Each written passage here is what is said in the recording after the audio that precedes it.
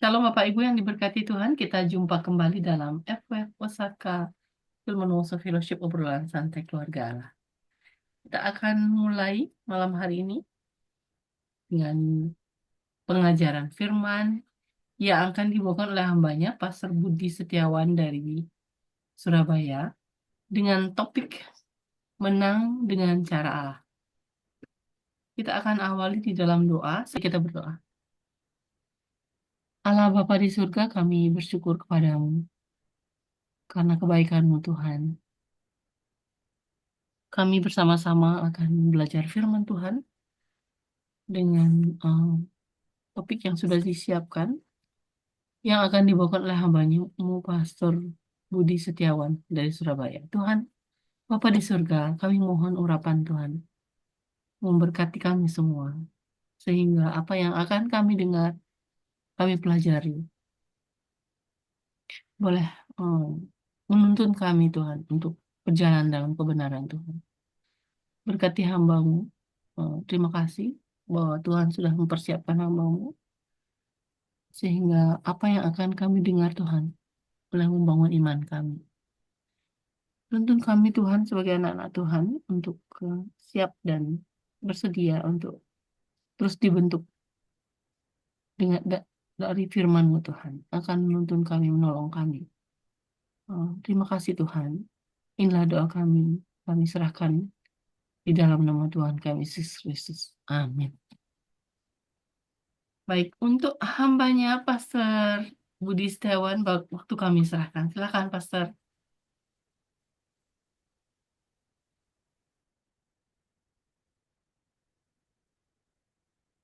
Baik, terima kasih Bu Ayu. Selamat malam semua teman-teman. Hari ini tema yang diberikan kepada saya adalah menang dengan cara Allah. Ya, ada banyak contoh dalam Alkitab tentang topik ini, bagaimana kita bisa mengalami kemenangan dengan cara Tuhan, ya, dengan cara Allah. Sebuah topik yang sangat luas sekali.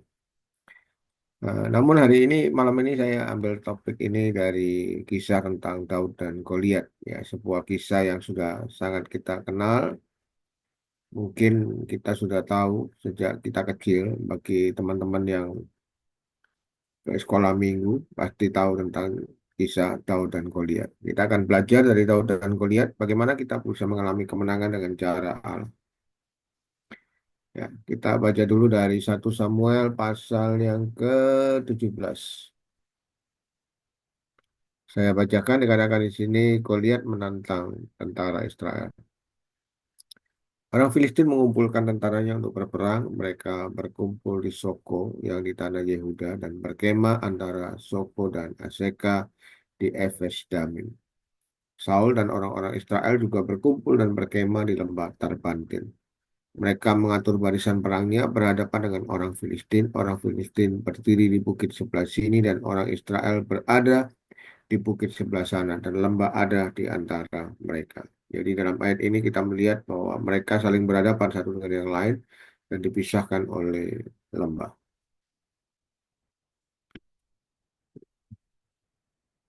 Ayat yang keempat, lalu tampillah keluar seorang pendekar dari tentara Filistin namanya Goliat dari Gad. Tingginya 6 hasta sejengkal. Jadi menurut beberapa komentari berkata ya 6 hasta sejengkal kurang lebih 3 meter. Jadi satu eh, tentara yang sangat tinggi ya. Dikatakan ketopong tembaga ada di kepalanya dan ia memakai baju sirah yang bersisik.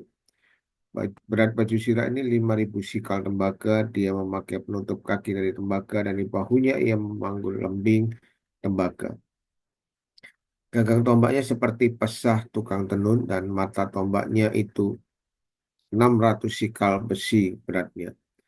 Dan seorang membawa perisai berjalan di depannya. Ia berdiri dan berseru kepada barisan Israel, katanya kepada mereka, "Mengapa kamu keluar dan mengatur barisan perangmu? Bukankah aku seorang Filistin?" Maksudnya dia katakan seorang diri gitu ya. Dan aku dan kamu adalah hamba Saul.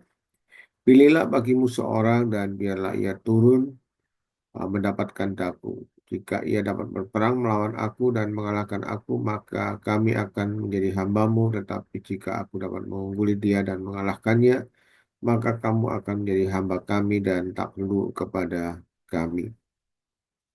Ulah kata orang Filistin itu, aku menantang hari ini barisan Israel, berikanlah kepadaku seorang supaya kami berperang, seorang lawan seorang. Ketika Saul dan segenap orang Israel mendengar perkataan orang Filistin itu, dikatakan sini, maka cemaslah hati mereka dan sangat ketakutan. Jadi kita melihat di sini ada barisan tentara Filistin dan Israel yang sedang berhadapan-hadapan. Dan ketika mereka sedang berhadapan-hadapan, tampillah seorang pahlawan perang dari Filistin yang bernama Goliat dari Gat. Nah, dikatakan tingginya kurang lebih 3 meter dan memakai perlengkapan perang gitu ya. Satu tentara perang yang luar biasa. Dan kemudian dikatakan di sini Goliat ini menantang orang Filistin.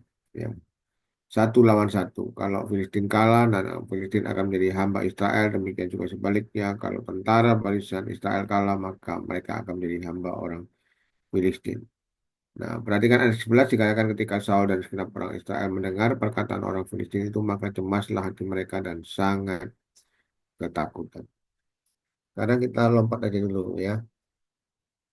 Lompat ke ayat yang eh, bentar.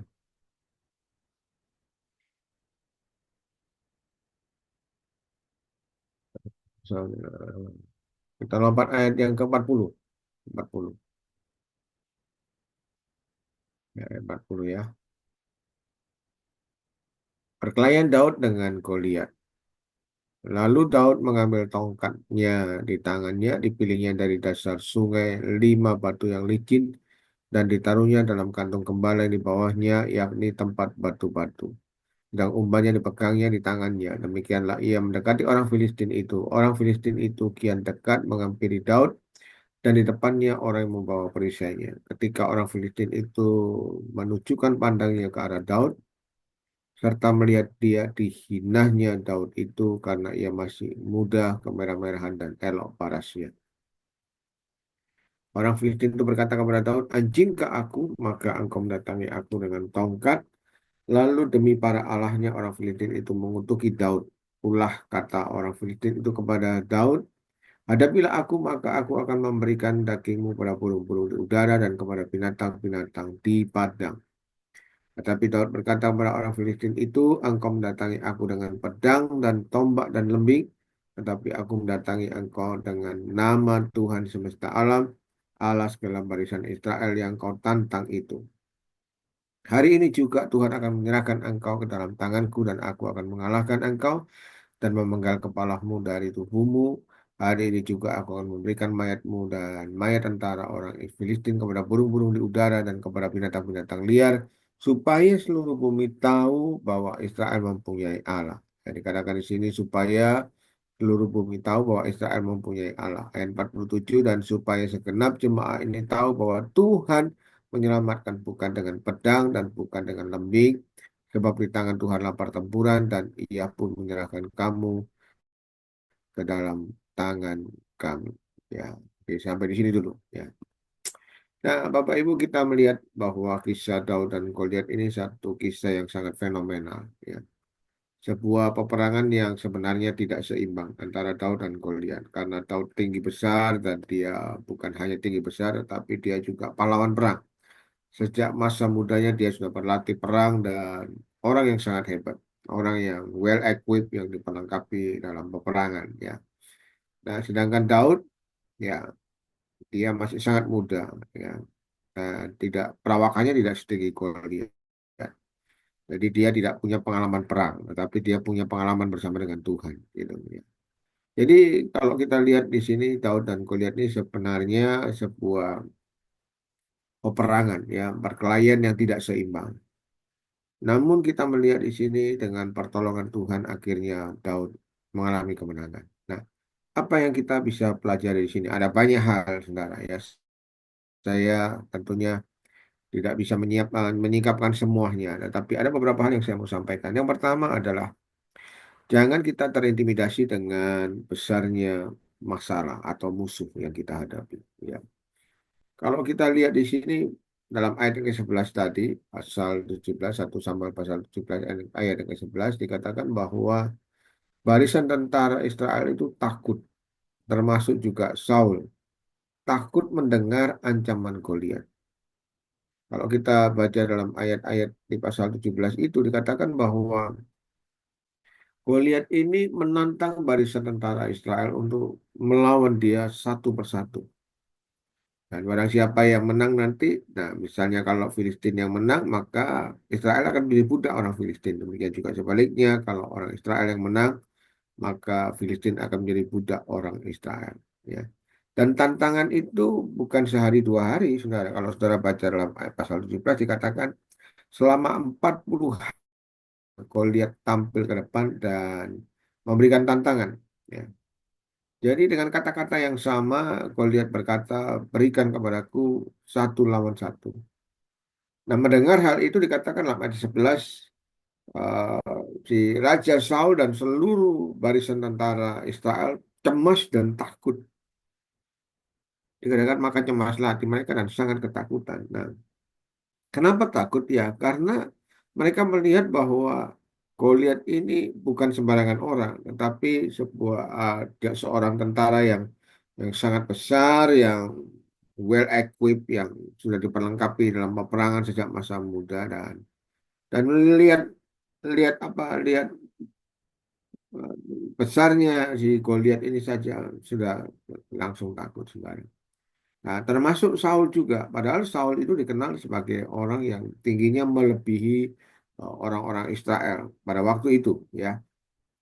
Nah, walaupun Saul ini orang yang hebat, tetapi juga gentar juga melihat Goliat. Kenapa? Karena Goliat tinggi besar dan mungkin wajahnya juga sangat menakutkan, gitu ya. Mungkin suaranya juga lantang, sehingga akhirnya membuat semua barisan tentara Israel hanya mengatur barisan, tetapi tidak ada seorang pun yang berani tampil. Nah, kenapa hal itu bisa terjadi? Karena mereka terlalu fokus melihat Goliat yang besar dan menakutkan. Nah, hal yang sama, Bapak Ibu, dalam kehidupan kita ini seringkali kita diperhadapkan pada situasi yang sulit, yang besar, yang menurut kita tidak mungkin kita bisa menang. Kenapa? Karena masalahnya begitu besar. Nah, ketika kita fokus kepada masalah yang besar, maka kita lupa bahwa kita punya Allah yang besar. Seharusnya sebagai orang yang percaya kepada Tuhan, kita itu fokusnya bukan kepada masalah, tapi fokus kepada Tuhan yang besar. Tuhan yang sanggup melakukan segala sesuatu. Alkitab berkata, apa yang belum pernah engkau lihat, yang belum pernah dilihat oleh mata, yang belum pernah didengar oleh telinga, yang belum pernah timbul dalam hati manusia, Tuhan sediakan bagi orang yang percaya kepada Dia. Artinya kalau kita fokus kepada Tuhan yang besar, maka iman kita juga akan bangkit. Iman kita akan tumbuh. Kita akan punya keberanian dan keyakinan bahwa Tuhan menyertai kita. Dan penyertaan Tuhan, keyakinan akan penyertaan Tuhan adalah modal awal bagi kita untuk melawan setiap masalah, setiap tantangan, setiap musuh kehidupan ini yang seringkali melemahkan kita. Nah, apa yang diucapkan oleh Goliat ini seringkali ini merupakan intimidasi. Ya, intimidasi yang diucapkan bukan sehari dua hari, tetapi berhari-hari, bahkan 40 hari lamanya. Anda bisa bayangkan kalau itu diucapkan terus-menerus, maka itu akan masuk dalam hati barisan tentara Israel ini dan membuat mereka merasa kecil dan membuat mereka merasa tidak berdaya. Nah, hal yang sama pernah terjadi dengan 10 pengintai yang diutus oleh Musa untuk mengintai tanah Kanaan. Tinggal selangkah lagi mereka akan memasuki tanah Kanaan, tapi Alkitab menjelaskan bahwa ketika mereka masuk dalam tanah Kanaan, mereka melihat ada raksasa-raksasa dari orang-orang enak, orang-orang yang tinggi besar, dan itu membuat mereka menjadi sangat ketakutan, dan kemudian mereka membandingkan dengan diri mereka sendiri dan Alkitab menuliskan bahwa mereka menganggap bahwa diri mereka itu seperti belalang-belalang. Artinya tidak mungkin kita bisa masuk dan melawan orang-orang raksasa-raksasa di Kanaan itu. Padahal Tuhan sudah berjanji bahwa itu tanah perjanjian yang akan diberikan kepada mereka. Bahkan mereka juga melihat bagaimana Tuhan membebaskan mereka keluar dari Mesir dengan 10 tanda ajaib, bagaimana Tuhan membelah laut teberau, bagaimana Tuhan menyatakan mukjizat dan kuasanya dalam kehidupan mereka. Tapi karena mereka fokus kepada masalah, akhirnya mereka lupa bahwa mereka punya Tuhan yang besar, Tuhan yang sanggup melakukan segala perkara yang ajaib yang belum pernah terpikirkan oleh manusia pada waktu itu. Ya, jadi karena mereka fokus kepada raksasa, fokus pada masalah yang besar, akhirnya mereka menjadi lemah. Mereka merasa bahwa tidak mungkin. Lain halnya dengan Kaleb dan Yosua. Kaleb dan Yosua berkata, memang benar ada raksasa di sana, memang benar ada musuh, tetapi Allah yang kita sembah itu Allah yang lebih besar dibandingkan segalanya. Jadi yang mereka lihat itu sama, mereka melihat raksasa, tapi 10 orang berkata negatif, yang 2 orang berkata positif, saudara. Yang 2 orang, Yosua dan Kaleb berkata, kita akan telan mereka, jangan takut. Nah, kenapa 2 orang ini bisa berkata demikian? Karena mereka fokus kepada Allah yang besar dan tidak fokus kepada masalah yang besar. Nah, hal yang sama Bapak Ibu, kita melihat di sini bahwa kenapa tidak ada seorang pun yang berani tampil melawan Goliat, karena mereka melihat bahwa Goliat ini tinggi besar dan sangat menakutkan. Belum berperang sudah kalah duluan, sudah kalah mental, sudah merasa sudah terintimidasi.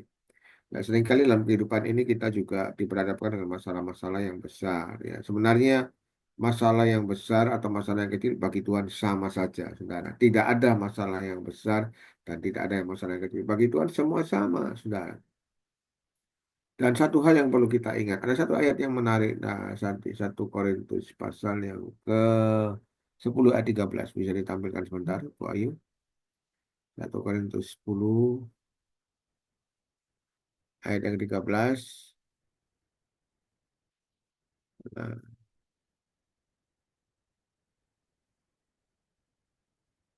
ya, oke, dikatakan di sini 1 Korintus 10 ayat 13, pencobaan-pencobaan yang kamu alami ialah pencobaan-pencobaan biasa yang tidak melebihi kekuatan manusia. Nah, perhatikan dikatakan di sini pencobaan-pencobaan yang kamu alami ialah pencobaan-pencobaan biasa. Jadi kalau hari-hari ini kita mengalami pencobaan, kita mengalami masalah, pergumulan, tantangan dalam kehidupan kita, sebenarnya itu hal yang biasa, yang tidak melebihi kekuatan manusia. Artinya Tuhan itu tahu kapasitas kita.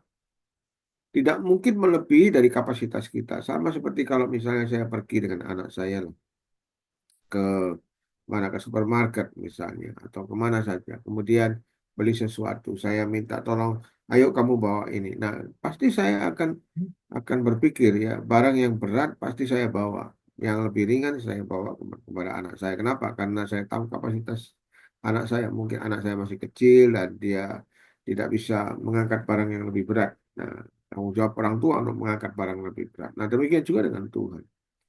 Pencobaan-pencobaan yang kamu alami dikatakan pencobaan yang biasa yang tidak melebihi kekuatan manusia. Artinya kalau Tuhan izinkan itu terjadi, ya mungkin orang akan berkata atau kita merasa bahwa ya pencobaanku berat. Nah, seringkali kita membandingkan dengan orang lain, oh kamu sih pencobaan biasa, masalahmu biasa, masalahku lebih berat. Sebenarnya tidak ada asal istilah lebih berat dan lebih ringan itu sebenarnya. Karena bagi Tuhan sama saja.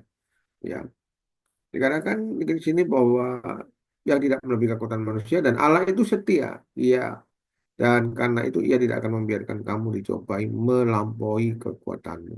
Ya, dikatakan tidak akan membiarkan kamu dicobai melampaui kekuatanmu. Ayat yang ke-11, pada waktu kamu dicobai, ia akan memberikan kepadamu jalan keluar sehingga kamu dapat menanggungnya. Nah, saudara, di sini kita melihat bahwa tidak ada pencobaan yang melampaui kekuatan kita. Artinya Tuhan tahu kapasitas kita. Kalau sampai hal itu terjadi, artinya apa? Artinya Tuhan tahu, ya pasti kita akan bisa melawan, kita bisa lolos, kita bisa menang atas pencobaan itu.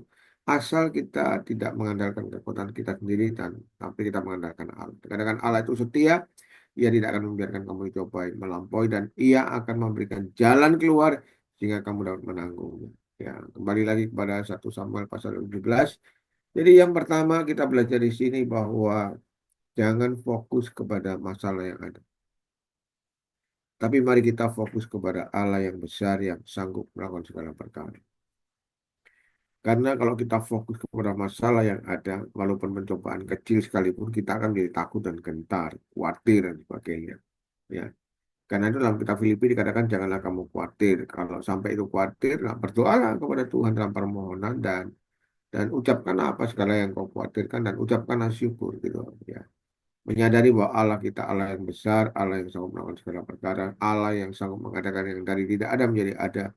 Mari kita fokus kepada Tuhan yang besar. Ya, jadi yang pertama kita lihat di sini bahwa jangan fokus, jangan terintimidasi dengan besarnya masalah, tapi fokuslah kepada Tuhan. Ya, oke, itu yang pertama. Yang kedua, saudara, kita belajar di sini bahwa Daud ini sudah terlatih setia dalam perkara-perkara kecil dan Tuhan akhirnya berikan perkara-perkara yang lebih besar. Ayat 32 sampai yang ke 35. Coba kita lihat sebentar ya. Ayat 32 sampai 35. Ya, oke. Berkata Daud kepada Saul, janganlah seseorang menjadi tawar hati karena dia, hambamu ini akan pergi melawan orang Filistin itu. Jadi di tengah-tengah ketakutan, saudara, Daud tampil. Ya. Katakan di sini dia berkata kepada Saul, ini salah seorang ciri seorang pemimpin itu seperti ini. Saudara, 32 dikatakan berkatalah Daud kepada Saul, janganlah seseorang menjadi tawar hati karena dia hambamu ini akan pergi melawan orang Filistin. Artinya dia datang untuk memberikan solusi. Dia datang untuk memberikan dirinya sebagai jawaban. Ya, nah ini salah satu ciri seorang pemimpin yang baik. Nah, tapi Saul berkata kepada Daud, tidak mungkin engkau dapat menghadapi orang Filistin itu untuk melawan dia, ya, sebab engkau masih muda, sedang dia sejak dari masa mudanya telah menjadi prajurit. Nah, tetapi Daud berkata kepada Saul, hambamu ini biasa mengembalakan kambing domba ayahnya apabila datang singa atau beruang yang menerkam seekor domba dari kawanannya. Maka aku mengejarnya dan mengajarnya dan melepaskan domba itu dari mulutnya. Kemudian apabila ia berdiri menyerang aku, maka aku akan menangkap janggutnya, menghajarnya dan membunuhnya. Baik singa maupun beruang telah dihajar oleh hambamu ini dan orang Filistin yang tidak bersunat itu, ia akan sama seperti salah satu dari para binatang itu karena ia telah mencemooh barisan dari Allah yang hidup. Mula kata Daud, ya Tuhan yang telah melepaskan aku dari cakar singa dan dari cakar beruang, dia juga akan melepaskan aku dari tangan orang Filistin itu. Kata Saul kepada Daud, pergilah Tuhan menyertai engkau. Bapak Ibu, kalau kita lihat dari kisah Daud dan Goliat ini, eh, kemenangan Daud itu bukan kemenangan yang terjadi dengan tiba-tiba. Artinya dia sudah melatih dirinya, dia sudah memperlengkapi dirinya bahkan jauh-jauh hari sebelum menghadapi Goliat. Ya, dari mana? Dari singa dan beruang. Ya. Jadi apa yang dialami oleh Daud ketika dia melihat atau mendengar orang Filistin, orang si Goliat ini mengucapkan kata-kata untuk menantang barisan tentara Israel. Dia merasa tertantang. Keberanian Daud ini bukan karena dia hebat, tapi karena dia mempunyai keyakinan bahwa Allah yang dia sembah, Allah yang menolong dia membebaskan dari cakar singa dan beruang, nah, Allah yang sama yang sanggup membebaskan dia dari tangan Goliat. Nah, keyakinan itu terjadi bukan dengan tiba-tiba, Bapak Ibu, tetapi karena dia sudah mengalami ya satu pengalaman bersama dengan Tuhan. Artinya dia sudah dipersiapkan untuk menjadi seorang pemimpin, dia sudah dipersiapkan menjadi seorang raja. Nah, jadi katakan di sini dia mengembalakan kambing atau domba yang cuma 2-3 ekor, tapi dia lakukan dengan segenap hati dengan sungguh-sungguh. Ya. Kita melihat di sini bahwa Daud ini orang yang setia dalam perkara-perkara yang kecil, maka Tuhan berikan perkara-perkara yang besar. Nah, hal yang sama Bapak Ibu. Sebelum kita diperhadapkan pada situasi yang lebih besar, masalah yang lebih besar, ya. Yang satu hal yang harus kita ingat bahwa semakin besar masalah, semakin besar kemuliaan. Ya, jadi kalau saudara ingin lihat kemuliaan Allah, kuasa Tuhan, mujizat Tuhan dinyatakan lebih besar lagi dalam hidup kita, maka kita harus berani menghadapi masalah yang lebih besar. Kalau belum-belum kita sudah takut seperti Saul dan tentara Israel pada waktu itu, seperti yang kita kutip dalam ayat 11 tadi, ya kita tidak akan melihat mujizat Tuhan. Tapi di tengah-tengah situasi yang tegang, yang menakutkan di sini, Daud yang walaupun dia masih muda, dia tampil. Nah, kenapa? Karena dia punya keyakinan yang sangat kuat bahwa Tuhan akan melepaskan dia. Sebagaimana Tuhan melepaskan dia dari singa dan beruang. Tuhan akan melepaskan dia dari tangan orang Filistin itu. Ya, artinya Daud mempunyai pengalaman bersama dengan Tuhan. Nah, pengalaman itu didapatkan dari hal-hal yang kecil, yang sederhana dengan ya hanya dua tiga ekor kambing domba, tetapi dia lakukan itu dengan sungguh-sungguh. Nah, di sini kita belajar bahwa penting sekali bagi kita untuk melatih diri kita sejak hari ini, ya. Nah, karena seringkali kesempatan itu datang bukan ya, hanya sekali, saudara. Ya. Nah, kalau saya catat di sini, saya tadi merenungkan kesempatan itu ya ditambah dengan persiapan itu, maka hasilnya ditambah dengan penyertaan Tuhan, maka hasilnya adalah mukjizat dan kemenangan yang sangat besar.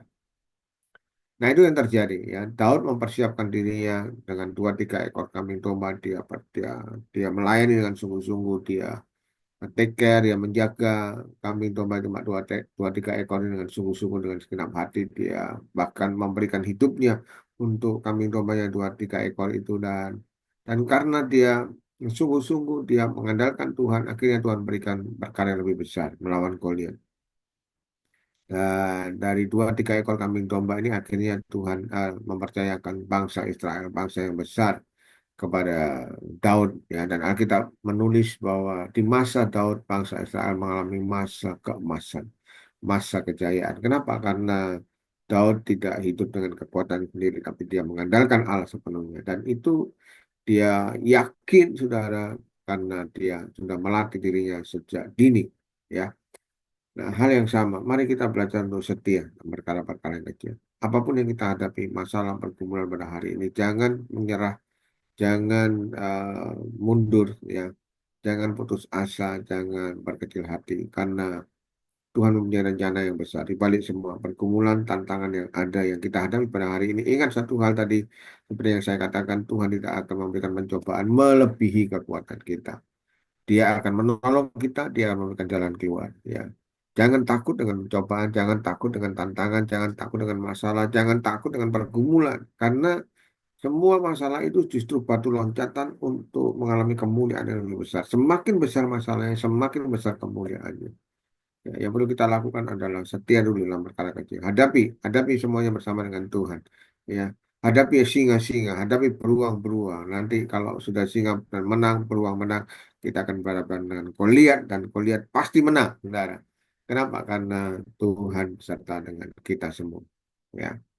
Jadi yang kedua, belajarlah untuk setia dalam perkara-perkara yang kecil, dan Tuhan akan berikan perkara-perkara yang besar. Latihlah diri kita untuk melakukan hal-hal yang mungkin kecil, yang sederhana, yang bagi manusia dianggap tidak layak atau ya dianggap remeh, tetapi justru disitulah Tuhan melatih kita, mempersiapkan kita untuk perkara yang lebih besar.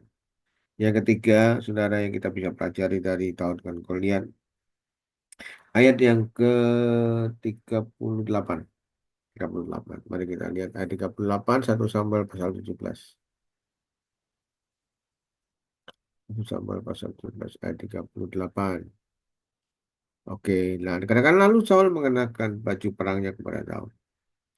Ditaruhnya ketopong tembaga di kepalanya dan dikenakannya baju sirah kepadanya.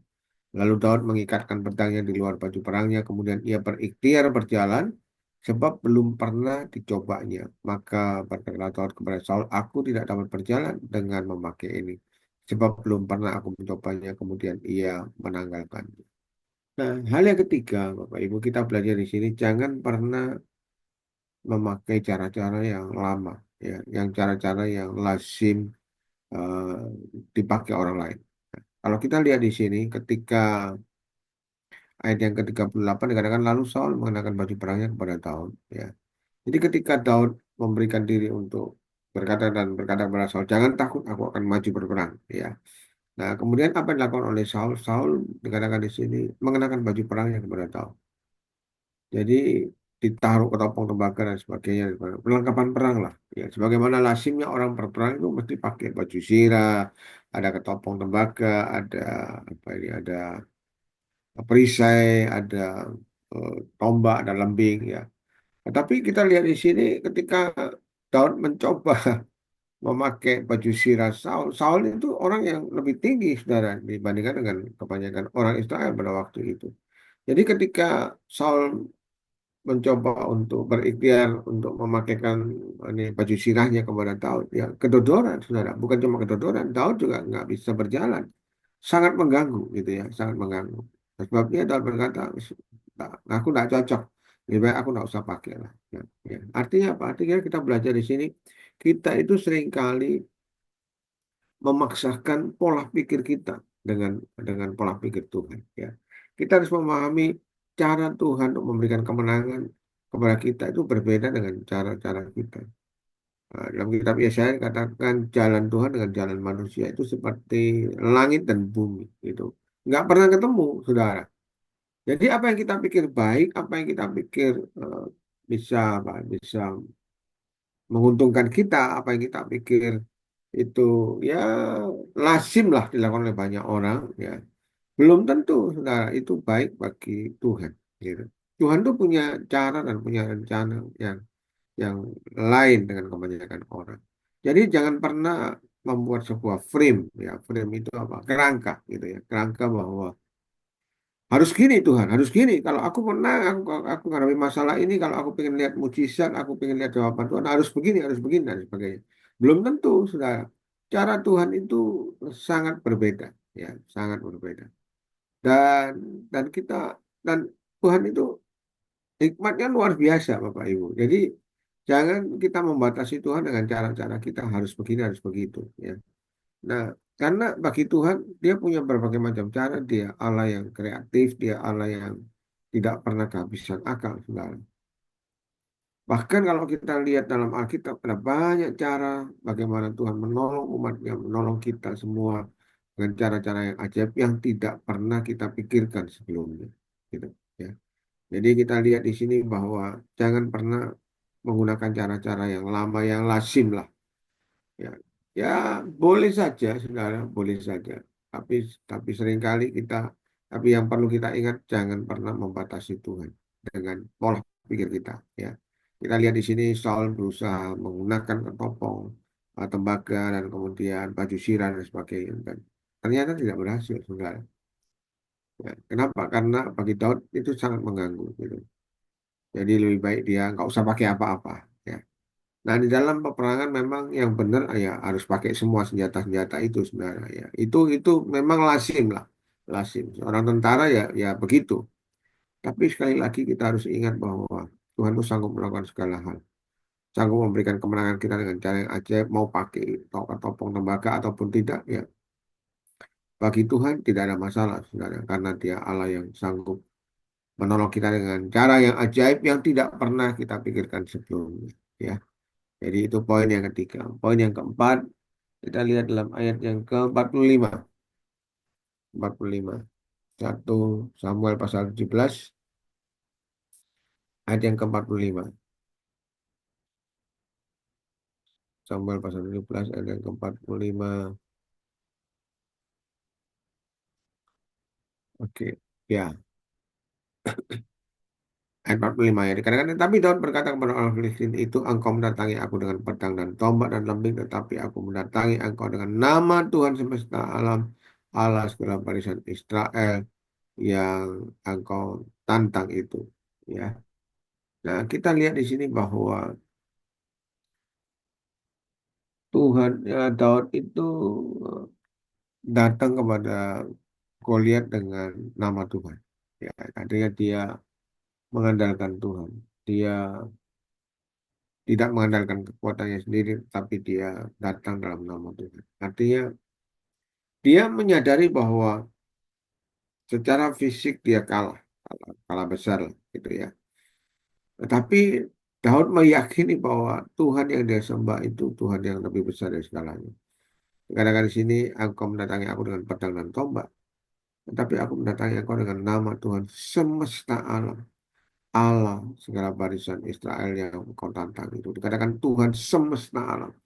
Saudara, Goliat itu orang yang tinggi besar dan menakutkan. Suaranya aja menakutkan sampai akhirnya sampai si sampai ini si Raja Saul dan barisan tentara Israel semua takut. Ya. Nah, belum lagi ada pedang dan tombak dan lembingnya juga sangat besar, saudara. Lihat aja mereka sudah takut dan terintimidasi.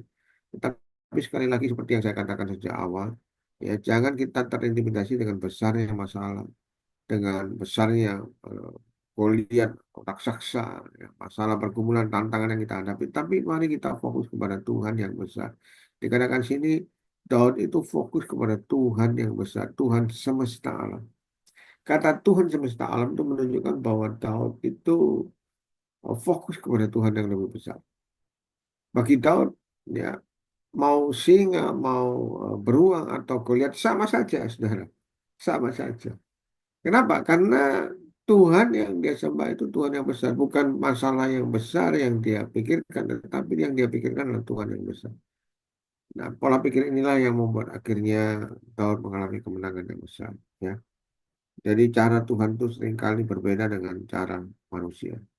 Kalau kita lihat di situ dari ayat yang kita baca tadi, dikatakan Daud itu mengambil batu, ya, batu dengan umban, batu dengan umban. Dan dikatakan dengan cara itulah Daud mengalahkan Goliat. Ya. Hal yang tidak lazim, hal yang yang tidak umum, saudara. Tetapi sekali lagi, cara Tuhan itu ajaib. Ya. Bagi Tuhan tidak ada yang mustahil. Dia sanggup melakukan apa saja. Dia sanggup mengalahkan musuh. Dia sanggup menolong kita dengan cara-cara yang tidak mungkin. Jadi apa kata orang, saudara? Kalau kalau saudara mungkin kalau kita pikir secara logika lah ya. Batu itu apa artinya sebuah batu dibandingkan dengan perisai dari Goliat dan kemudian lembing dan tombak. Bahkan kalau dalam ayat yang kita baca tadi katakan ketika ketika Daud menghampiri Goliat, Goliat marah, saudara. Dan Goliat merasa anjingkah aku sehingga aku mendatangi aku dengan tongkat, gitu ya. Tapi sekali lagi Daud berkata, engkau datang dengan lembing dan tombak, tapi aku datang dengan nama Tuhan. Jadi nama Tuhan itu jaminan untuk memberikan kemenangan. Nah, hal yang sama Bapak Ibu. Apapun yang kita hadapi pada hari-hari ini, mari kita datang dalam nama Tuhan. Ada jaminan kemenangan. Kenapa? Karena Allah yang kita sembah adalah Allah yang besar, Allah semesta alam. Jangan pernah ya meremehkan hal-hal yang kecil. Seringkali hal-hal yang kecil bisa dipakai Tuhan untuk melakukan perkara-perkara yang besar. Melakukan perkara-perkara yang ajaib. Yang penting di sini adalah andalkan Tuhan dan sekali lagi andalkan Tuhan. Yang terakhir, ayat yang ke-46. Benar. 46. Satu Samuel pasal 17 ayat 46. Ya, hari ini juga Tuhan akan menyerahkan engkau ke dalam tanganku dan aku akan mengalahkan engkau dan memenggal kepalamu dari tubuhmu. Hari ini juga aku akan memberikan mayatmu dan mayat tentara orang Filistin kepada burung-burung di udara dan kepada binatang-binatang liar, supaya seluruh bumi tahu bahwa Israel mempunyai Allah. Ya, perhatikan kata-kata supaya seluruh bumi tahu bahwa Israel mempunyai Allah dan supaya segenap jemaah ini tahu bahwa Tuhanlah yang menyelamatkan bukan dengan pedang dan bukan dengan lembing, sebab di tangan Tuhanlah pertempuran dan ia pun menyerahkan kamu ke dalam tangan kami. Yang terakhir, saudara, kita melihat di sini bahwa ketika kemenangan itu terjadi, maka semuanya untuk kemuliaan Tuhan. Ya, semuanya for God's glory, untuk kemuliaan Tuhan. Bukan untuk kemuliaan diri kita sendiri, bukan untuk merasa bahwa kita hebat. Ya, tahu dikatakan di sini, aku lakukan ini supaya orang tahu bahwa seluruh bumi tahu bahwa Israel itu punya Allah gitu. Ya. Dan supaya segenap jemaat ini tahu bahwa Tuhan yang menyelamatkan bukan dengan pedang dan lembing tapi dengan tangan Tuhanlah pertempuran. Nah, hal yang sama Bapak Ibu. Yang terakhir kita harus menyadari bahwa kalau kita ingin melihat kemenangan dengan cara Tuhan, pakailah cara Tuhan. Ya, jangan menggunakan topeng dan lembaga tadi yang cara-cara yang lama, yang lazim. Ya, tapi berdoalah minta hikmat Tuhan. Daud menggunakan batu-batu kali dan dengan umban. Nah, itu hal yang ya dibandingkan dengan tombak lembing tidak ada apa-apanya, saudara, tidak masuk akal. Tapi itulah Tuhan. Tuhan itu seringkali sanggup melakukan perkara-perkara yang ajaib yang tidak masuk akal, ya, yang tidak bisa diterima oleh akal manusia. Tapi itulah Tuhan. Tuhan itu punya banyak cara, ya. Tuhan bisa keajaib. Cara Tuhan itu dia dikatakan dia membuat keajaiban. Artinya dia yang kalau bukan Tuhan, ya yang melakukan keajaiban ya dia bukan Tuhan, saudara. Tuhan itu memang ahlinya sudah melakukan hal-hal yang ajaib, yang yang yang tidak masuk akal, tapi itulah Tuhan gitu ya. Jadi andalkan Tuhan, dan yang terakhir, kalau Tuhan memberikan kemenangan kepada kita, maka kita harus menyadari bahwa semua untuk kemuliaan Tuhan. Tujuannya jelas, supaya Tuhan dimuliakan ya. Jadi saya rangkum kembali yang pertama ya, dari awal dan dikatakan jangan terintimidasi dengan masalah yang besar. Fokus kepada Tuhan yang besar, jangan fokus kepada masalah. Bagi Tuhan masalah besar kecil sama saja, saudara. Ya. Dan Tuhan tidak akan pernah memberikan pencobaan kepada, mengizinkan pencobaan yang kita alami melebihi kekuatan kita. Dia akan memberikan jalan keluar. Itu yang pertama. Yang kedua, ya, yang kedua tadi, eh, Daud setia dalam perkara yang kecil. Mari kita belajar untuk hal-hal yang kecil yang sederhana, maka Tuhan akan berikan perkara yang besar. Kemenangan Daud atas Goliat bukan terjadi dengan tiba-tiba, tapi karena dia sudah melatih dirinya, dia sudah mempersiapkan dirinya. Bahkan sebelum dia tahu bahwa dia akan berhadapan dengan Goliat, Daud ini orang yang setia dan orang yang melayani dengan sungguh-sungguh ya. Walaupun kambing cuma dua tiga ekor, saudara, tapi dia memberikan dirinya melawan singa dan beruang. Dia sungguh-sungguh ya, melatih dirinya sedemikian rupa.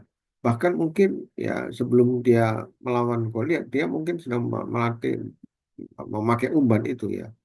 Karena kalau dia tidak melatih memakai umban, pasti dia tidak mungkin punya keberanian untuk menggunakan itu. Ya, kenapa dia berani menggunakan umban? Karena dia sudah melatih dirinya sedemikian rupa. Tentunya dia juga menyadari karena Tuhan juga menyertai. Yang ketiga tadi, jangan gunakan cara-cara yang lama, ya. Tapi Tuhan itu kreatif. Dia jangan memaksakan diri, jangan kotak ya, jangan membuat frame bahwa harus gini, caranya harus begini Tuhan dan sebagainya. Belum tentu, saudara. Karena Tuhan itu kreatif. Yang keempat tadi itu, yang ketiga, yang keempat tadi ya, andalkan Tuhan ya, andalkan Tuhan. Datanglah dengan nama Tuhan, dan yang kelima, kalau kemudian Tuhan izinkan kita mengalami kemenangan, semuanya untuk kemuliaan Tuhan. Oke, saya kira itu saja yang bisa saya sampaikan pada malam hari ini. Tentunya masih ada banyak hal yang kita bisa pelajari dari Daud dan Goliat.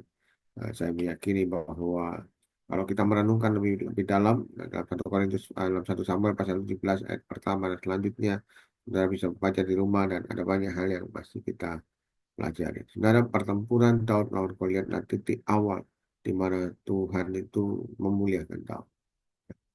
Tapi sekali lagi saya katakan bahwa ini baru awal. Kalau saudara baca kisah selanjutnya, saudara akan melihat bahwa Daud diproses sedemikian rupa sebelum akhirnya dia menjadi raja atas Israel. Dan Alkitab berkata dalam zaman Daud, Israel mengalami masa keemasan, masa kejayaan. Bukan karena Daud hebat, tapi karena Tuhan yang hebat. Tuhan yang dalam kehidupan Daud itu Tuhan yang hebat. Dan Daud tahu persis tentang hal itu, sebabnya dia mengandalkan Tuhan melebihi dari hal-hal yang lain. Oke. Mari kita berdoa terlebih dahulu. Bapak Surgawi, kami mengucap syukur kami punya Tuhan yang hebat, Tuhan yang besar, Tuhan yang sanggup melawan segala perkara. Engkau Allah yang tidak pernah membiarkan kami cobai melebihi kekuatan kami. Engkau Allah yang setia dan adil, Engkau Allah yang memberikan jalan keluar bagi setiap kami, Tuhan. Apapun yang kami hadapi pada hari-hari ini, Engkau sanggup memberikan kemenangan dengan cara Tuhan yang ajaib, yang yang belum pernah kami pikirkan sebelumnya, karena bagimu tidak ada yang mustahil. Terima kasih Tuhan. Kami belajar dari kebenaran firman-Mu, Engkau sendiri yang terus berbicara kepada kami semua, Tuhan, supaya kami boleh semakin diperlengkapi. Berdoa untuk teman-teman yang hadir pada malam hari ini, Engkau memberkati mereka semua. Terima kasih Tuhan Yesus, kami serahkan diri kami masing-masing dalam tangan-Mu. Tuhan, Engkau biar nama Tuhan dimuliakan melalui kehidupan kami semua. Terima kasih. Dalam nama Tuhan Yesus kami berdoa. Amin. Tuhan Yesus memberkati Bapak Ibu. Amin. Terima kasih Pastor Budi Ya, yang terima sudah kasih Pak Ayu. menyampaikan firman Tuhan malam hari ini. Bapak Ibu, kalau ada pertanyaan, saya berikan waktu atau ada yang mau menambahkan. Silakan Bapak Ibu.